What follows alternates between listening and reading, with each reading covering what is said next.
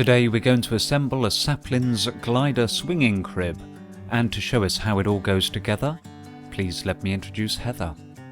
So let's get started. Lay out a crib end as shown. Now take a side rail and position it so that the groove in the side rail is facing inwards. Using two large bolts, secure the side rail to the crib end. Screw the bolts in finger tight, but don't tighten them up yet. Now we need to repeat the process with the other side rail, making sure that the groove in the side rail is facing inwards and that we secure the bolts just finger tight. Now take a base end support and position it between the two side rails. Make sure its groove is facing upwards. Now carefully slide the base down between the grooves in the crib sides so that it locates in the groove in the crib end support. Make sure the base is the correct way up. Place the other crib end support groove side down onto the end of the base, and then place the other crib end into position as shown, and secure it to the crib sides with 4 more large bolts. Remember, don't tighten them all the way, just finger tight.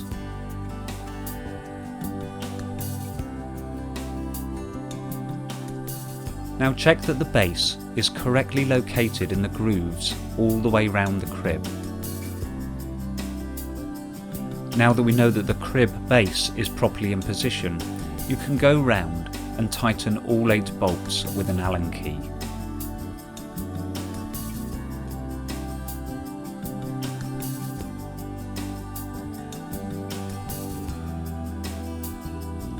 Now take a crib foot end and the cross member. Place the crib foot end upside down. Now locate the dowel in the cross member into the foot end as shown. Take a large barrel nut and place it in the hole in the cross member and align it with a screwdriver. Now take a large bolt and pass it through the foot end and screw it into the barrel nut in the cross member and tighten off with an Allen key. And repeat this for the other side to give you your crib stand. Now take a swinging arm and a side bar. We're working with the swinging arm that has the locking nut insert in it. Position the dowel in the side bar into the hole in the swinging arm as shown.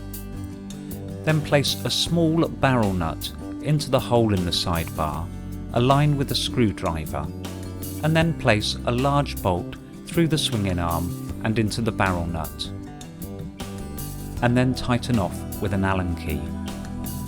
Now we need to do exactly the same on the other side, but this time we're using a swinging arm without the locking nut insert.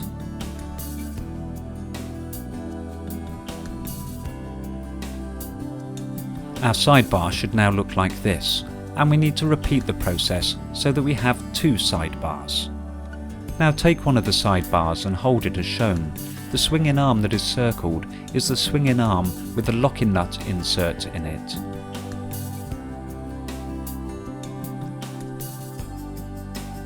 Now take a small bolt and pass it through the hole in the swinging arm. Place over a washer and then a metal sleeve. You now need to locate this in the bearing nut at the end of the crib stand. Once you have it located, you can now screw it in finger tight. And you need to repeat this process on the other side. Place the washer over the bolt, then the metal sleeve, locate it in the bearing nut, and then screw it in finger tight. You can now tighten off with an Allen key, and do likewise for the bolt on the other side.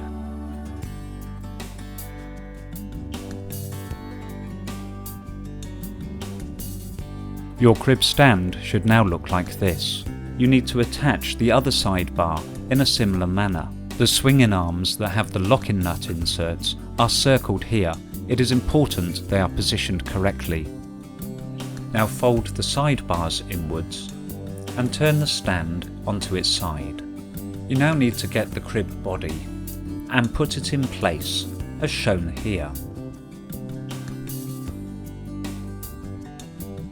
We now need to attach the swinging arms to the crib body, once again using a small bolt, then a washer, then the metal sleeve. Locate the bolt into the bearing nut and then screw it up finger tight.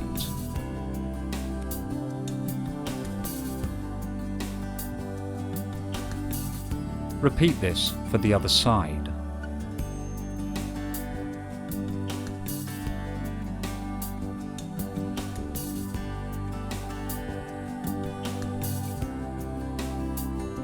We now need to tighten both bolts with an Allen key.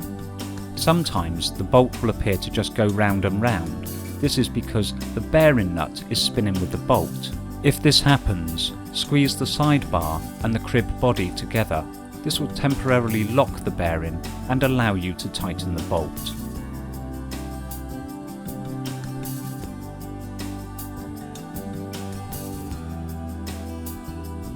We now need to repeat this procedure to attach the other side bar.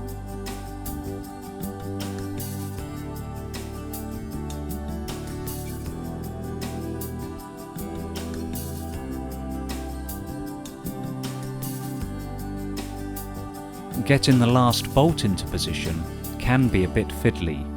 You may have to gently ease the crib body away from the side bar to allow you enough space to locate the bolt into the bearing nut.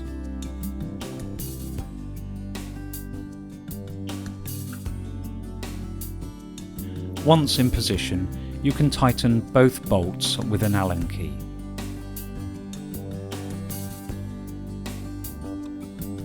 You can now carefully bring the crib up onto its feet. To lock the crib into position, take a locking pin and screw it through the crib body into the hole in the swinging arm as shown here, and do so with the other locking pin on the other side. You now need to go round all the nuts and bolts on the crib to make sure they're secure. While the crib's in use, it's very important that you do this periodically to make sure none of the nuts and bolts have worked loose. Your Saplings glider swinging crib is now ready for its mattress and its little guest. Thank you for watching.